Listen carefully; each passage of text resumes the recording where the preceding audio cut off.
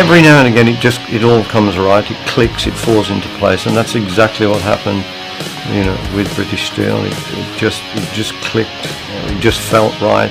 The compositions came easy, the recording was comfortable. There's not much else you can say other than every now and again that happens, and then that becomes a great album, and that's exactly what happened with British Steel.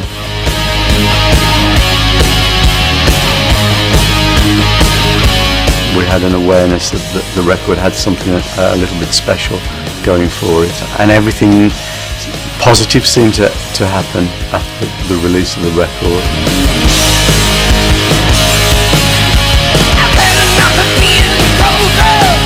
Yeah, we just put our heart and souls into everything that we ever do, and we don't think about what's going on in the outside world. We're just perfectionists, and we do what we feel is right, and then we let it go. And then whatever happens, and it's exciting, obviously, when you have a record as classic and as iconic as British Steel has become. But at the time when you're making it, that's not in your mind. You're so focused on what you're doing that where the end result might be, or anything else that comes after the release date is just out of your control, really. But I think we all feel really proud about that one particular record and what it represents in the world of heavy metal globally. I think it was the first album where we toured the world headlining. We were able to do that, and where on previous tours we were special guests or something like that, but with this album we were able to do, wherever we went we were headliners,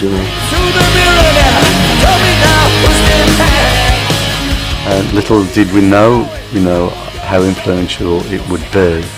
But I think if you get so engrossed with making a record, with the writing and paying attention to detail, everything about it, that you're not really able to evaluate, how strong or what you've actually got there.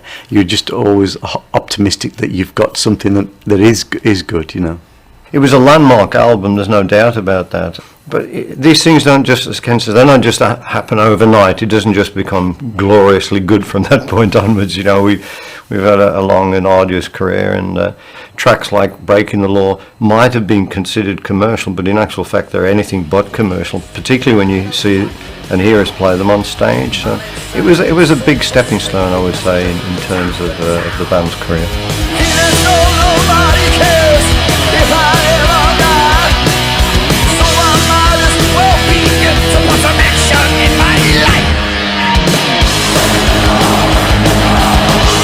British Steel, we went in there with 5 songs, 6 songs maybe at the most, and we wrote the rest and recorded them at the same time. And it was really the vibe of the place that I think enabled us to do that. We just fell in love with it. John Lennon bought it, sold it to Ringo, and Ringo owned it when we were there. We mixed Unleashed in the East there, fell in love with it, and went back. It was a great summer, I remember, quite a few hours in the pub, great gardens to walk around in, and then the equipment was set up actually in the house, in the living room and the stairwell, and it was just a great vibe in there, and we wrote 40% of the album actually in there. It's not just one ingredient, is it, that's responsible for something, be several things coming together at the same time.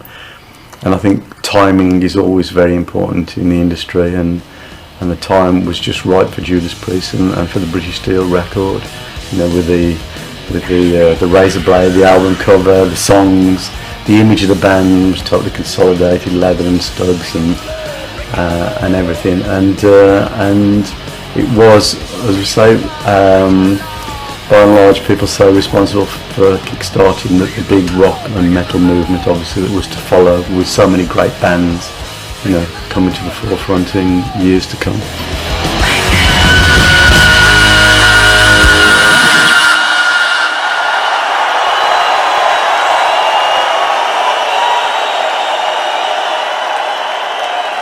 Ken and I come from a place just north of Birmingham called West Bromwich, famous for its steel factories and its spring factories and coal mines. It's very, very grimy, gritty, working class atmosphere, something that's hard to get out of your blood. There was a company called British Steel I actually used to work for, And we've often said, I think everybody can hear metal foundries and steam hammers from where we work. It was just a labyrinth of heavy metal works and foundries, and it's bound to have a profound effect on you, on the way you brought up, certainly, which then goes into your music.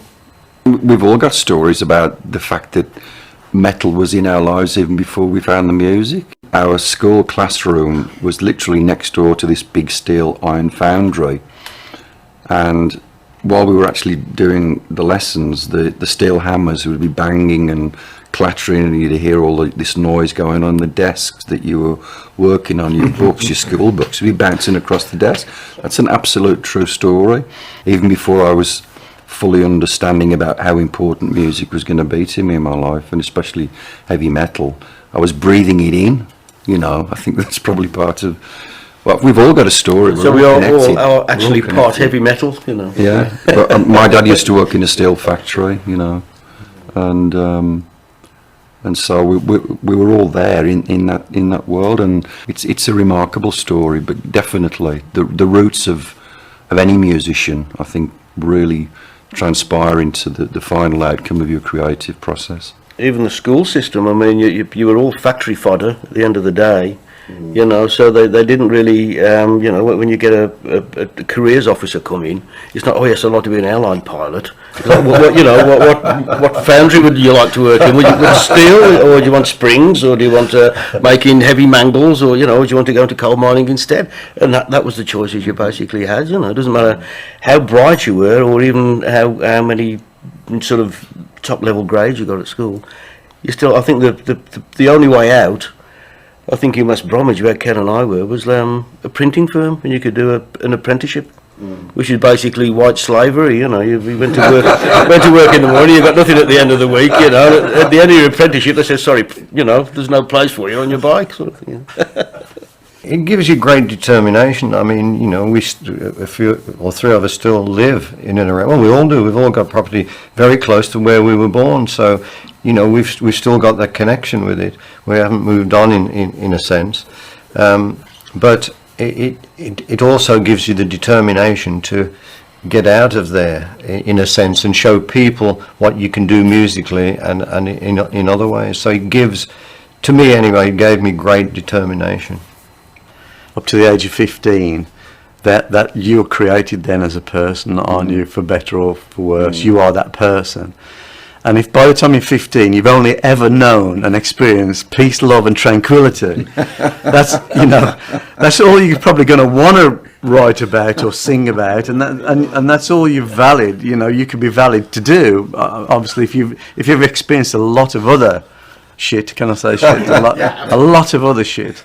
Then you quite rightfully, you know, you're at liberty to be able to sing, write, and perform about that, and you're capable of bringing out, you know, wanting to portray these emotions, whether it's through lyrics or an instrument, and that's essentially what happens. And so, as you say, growing up in that type of environment with that background, you know, that's the way it was for the majority of us, and otherwise we would have been a pop band, I'm sure, you know.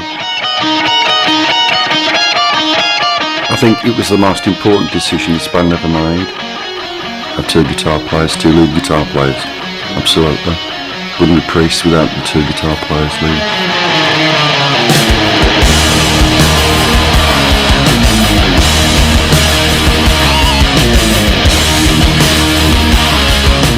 I'm sure that a heavy guitar duo would have evolved, even if it meant something that hadn't ever existed.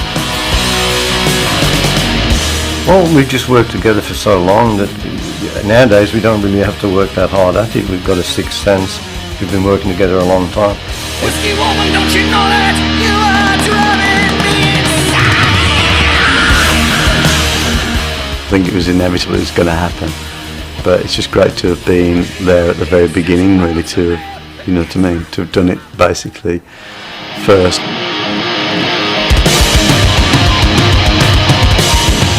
We've both got very different styles, and fortunately they work so well together to form the guitar sound of Judas Priest. And just on a guitar level, We have got very different styles that just happen to work together. And of course, through the years, we've worked on that. We've expanded that. We've learned to use it to its maximum. I'd pat ourselves on the back and say it was really worked at hard, but in actual fact, it's just the way it is. It works that way, and it's a great thing.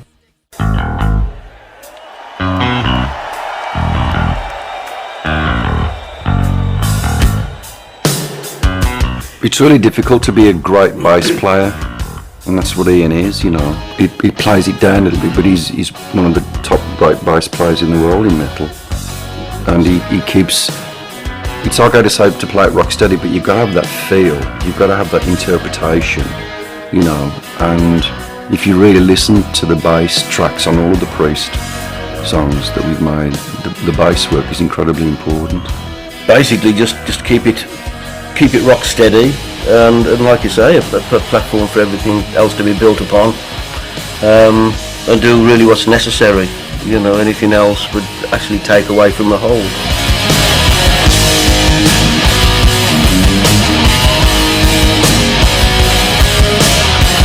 From the fireball we came, crossing the mountain. We were drinking beauty with our eyes. I think as a lyricist, it's important to just be aware of what's going on around you all the time, you know.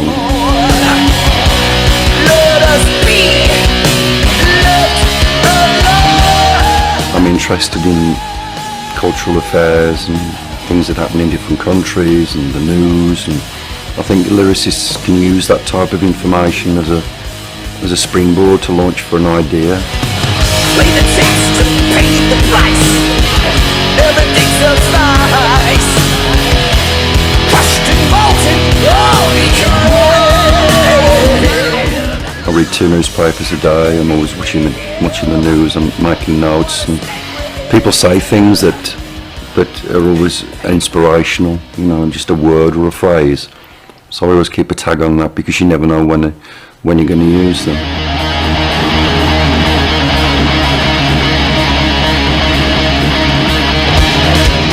We like to kick-start our records with something that will get the heartbeat going at a fast rate. Wielding the axles of one combination, it's always certain to bring down the curtain and breathe. And Rapid Fire was just one of those instant things that became obviously a candidate to open the record for those reasons. Rapid Fire gives everyone a hint of what's to come on the record.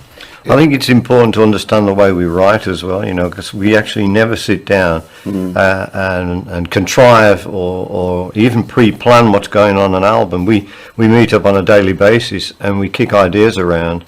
And as we said before, when the room lights up, we know we're onto something, and we progress, and that becomes a song, and then we write another one. So, and as Ken said, we like to start the album with a fiery track.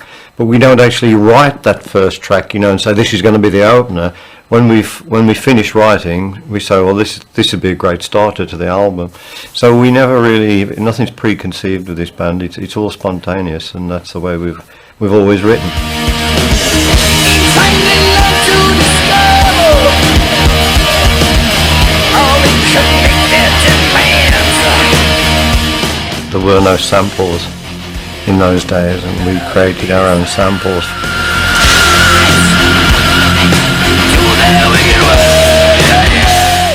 And on Metal Gods, the robotic footsteps at the end we created with a cutlery drawer from the kitchen.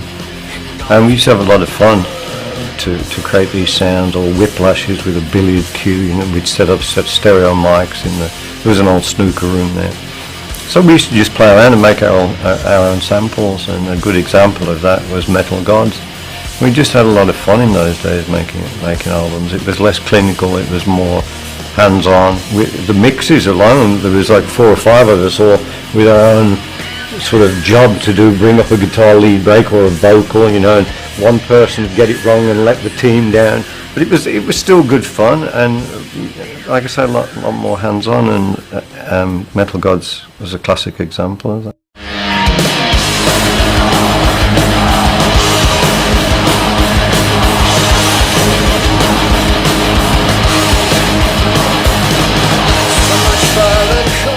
don't remember exactly where the title Breaking the Law came from, but it was just me reading and seeing that there was portions of the British society that were not getting what they thought they were going to get. And that's not because you're always handed things on a silver plate, but you're led to believe that, you know, when you leave school you're going to get a job or this and that, and then it wasn't happening. So there was a lot of frustration. So that was basically the template for the idea. There I was completely wasted out of work and down, you know. It's a frustrating type of feeling. We're not condoning people to break the law. That's just like a euphemism for the feeling of the frustration. But it was just a very, very simple, direct song. I don't think we really struggled that much with making it because it all springs off from that riff. That's an absolutely unbelievable classic riff. You know, you hear that there's a snare drum start and the riff kicks in.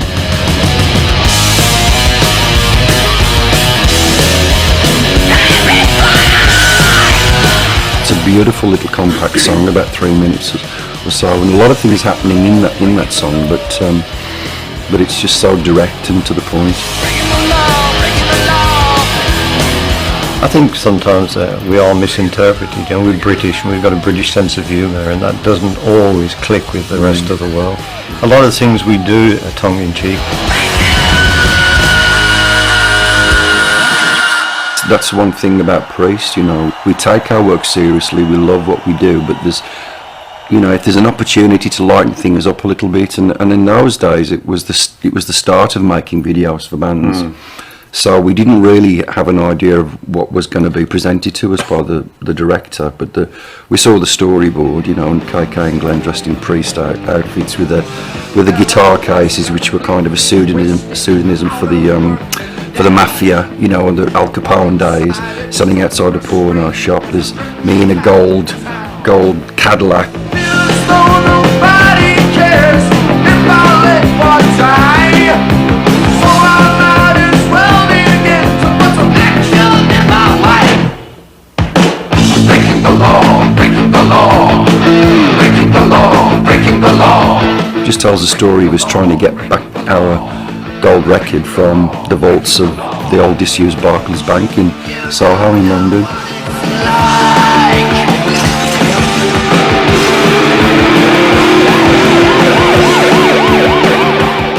We lightened it up. I think the balance was right. I think if we'd have made a serious video that went verbatim with the lyrics, it would have been a disaster. But it's a wonderful video, and it did the job. Again, it's a little bit about, you know, breaking out of conformity from where we were born and raised. There were specifics you knew that this is where you're going to end up. No restraint, no rope. I won't keep it tight. Get to bend the euro out of life. It's about the machine grinder looking for meat, you know. But the lyric is never straight and narrow, and keeping time tend to bend the arrow out of line. So you're pushing back. And the wind shouts back. Grinder. You're pushing back against conformity, against what people are trying to make you do. You know, it's like, no, this is my life. This is my choice. Got no use for routine. I shiver at the dark. It's just an amazing riff. The riff is just it just lays it down. The vast majority of the music that we put together in Priest has always been elevating. We make you feel good. At the end of a Judas Priest record, you feel good.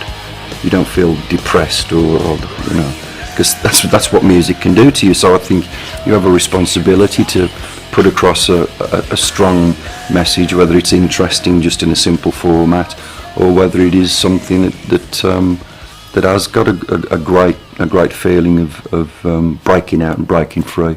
United, united, we stand. United, we stand one and all. It's just a great sing-along song for the audience, but the audience really sing along with a lot of our stuff. not just choruses. In fact, some of the simpler lead breaks I'll sing along there, you know. With United, it can mean so much. It can mean a nation united. It can mean heavy metal fans united. We've had it sung with football crowds in England. It's got so many ways it can be used to bring people together, which is what we're all about. United in metal, baby. But it's not Priest on stage and the audience out there. Every night we go on stage, it's the whole thing. We feed off the audience just as they feed off us, and I think United, it typifies the sentiment that we try to put across.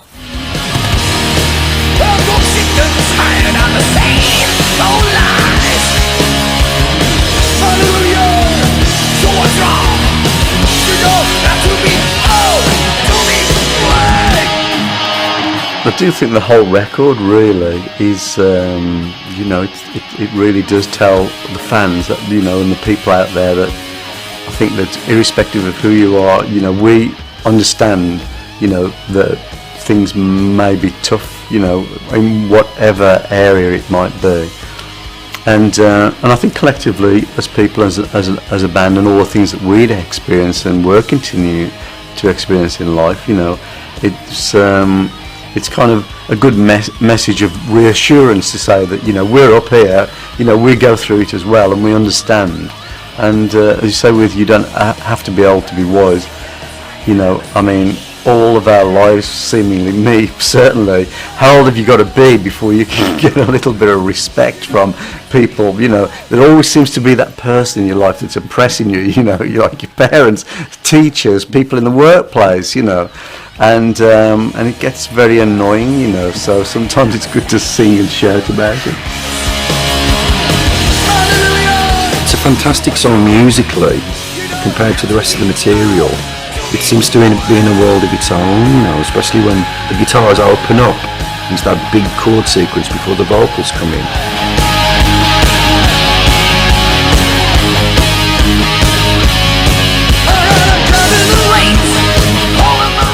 It's very, very, very unusual, very different. I don't think we'd ever written a song like that before. No. I just love it because the whole thing, you know, says to me, let's face it now, if any parents out there watching, listening, just own up, your kids are smarter than you, aren't they? Do you know what I mean? Hey, there's a TV show. They can do an awful lot of things that you just can't, you know. I mean, how good are you at helping them with their homework? You're probably rubbish, right? So, I mean, it's the same thing, you know. I mean, you just have to admit it sometimes, you know, you have to own up.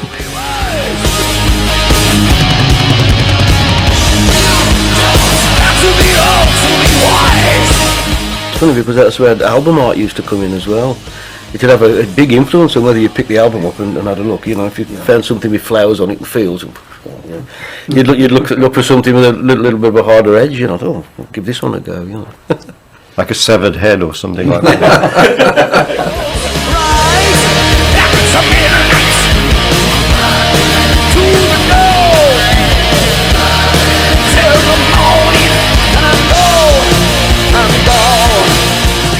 We were bashing the riff out one night just below Robert's bedroom, and it was after midnight and Rob was trying to get some sleep, and he came downstairs and just said, "What's going on, guys? Yeah, I'm trying to get some sleep. It's after midnight." And that's how the song was born. That's when I make my moves right. It's after midnight, rocking to the dawn, loving till the morning, then I'm gone,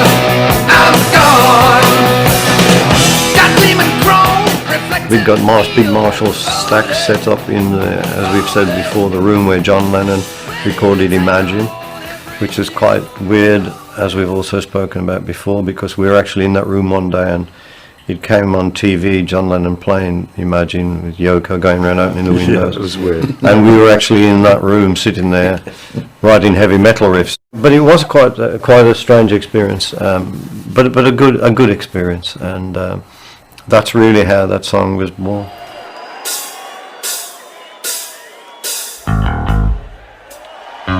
we're just looking for something a bit offbeat, and that's what came out at the end of the day. You know, sort of I don't know, funky reggae, I suppose. We've always tried to do different things, and I think that was an example of us actually trying to do something different, you know. Musically challenging. Normally we do different things and they're just accepted, but that is a little bit different. But it's wonderful the way that song transforms from a reggae riff into one of the heaviest heavy metal riffs on the planet.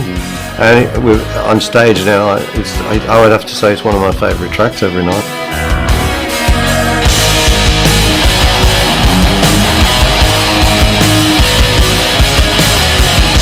Yeah, when Ian plays that riff, the crowd goes absolutely ballistic just when they hear that moment. Because it's a unique way to start a song with the bass guitar. It's very rare that you'll get a song starting that way. So it's extremely important and very identifiable moment, especially when we play it live. Musically, it's just rhythmical again, and I'm sure lyrically, as Rob will say. Yeah, catch the flame now eye to eye, don't let chances pass you by, always someone at your back, something ready to attack, which is why I still need an auto cue. You know, each little phrase is you know, is a statement.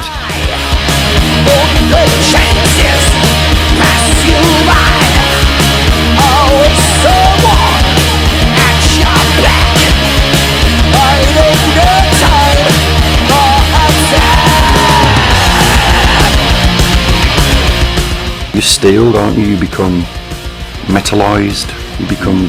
That's when they harden steel, don't they, in the manufacturing of steel. And I think that's the essence of what that song is. You know, that's what metal will make you do. It'll make you a resilient person.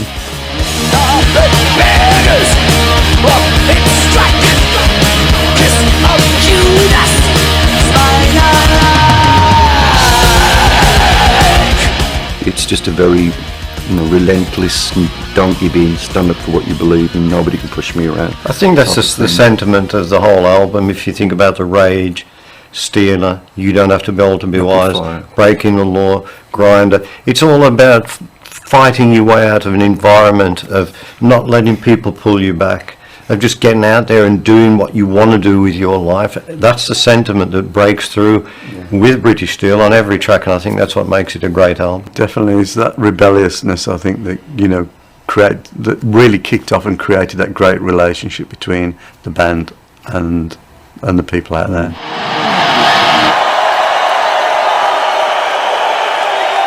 We've always said that we feel that we've got, you know, the strongest, most dedicated, loyal fan base, you know, that you could possibly hope to wish for.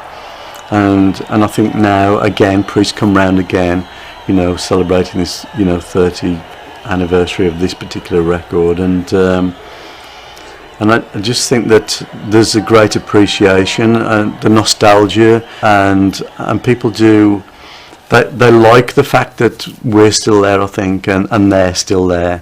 And they love it to bring their youngsters down, nieces, nephews, the kids down, and show them the reason why they've been, I think, playing this music, you know, in the household for so long. And it must be a great feeling for if those youngsters turn around and say, yeah, Dad, you know, now I get it, you know, now I've been to a show, now I really get it. It gives you a tremendous lift as well when you see the reaction. I mean, some of these songs we've been playing for 30 years, you know, if not one tour, but the next one. And people ask us, aren't you bored with playing this one over and over again? And the answer, of course, is no, because we might know it off by heart. We play it in our sleep, probably, you know what I mean? But when you see the reaction of the fans and the kick they get out of it, you know, it's something that we can all feed off, you know what I mean? It makes it exciting every time you play it. Oh yeah, absolutely. We wouldn't be here if we didn't. Yeah. It's like, you know, we've said earlier on, we take what we do very seriously, but we have a great time doing it, you know.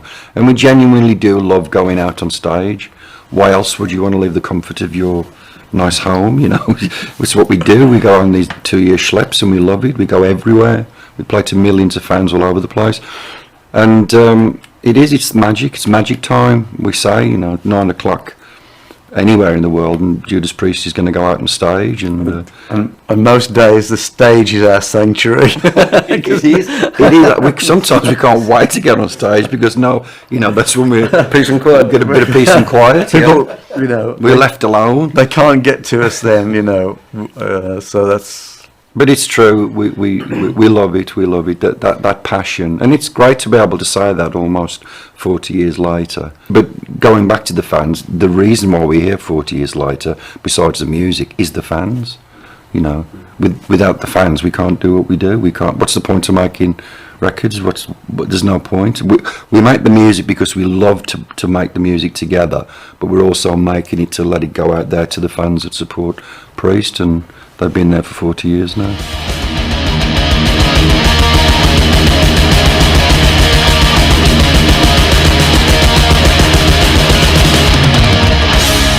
If you look at the big experience of rock and roll when it first started, as rock and roll as we know it has progressed and gone into different subgenres and cultures, to have an experience like heavy metal live for 40 years, means that it's going to live forever. It's going to live as long as the blues, as jazz, as whatever.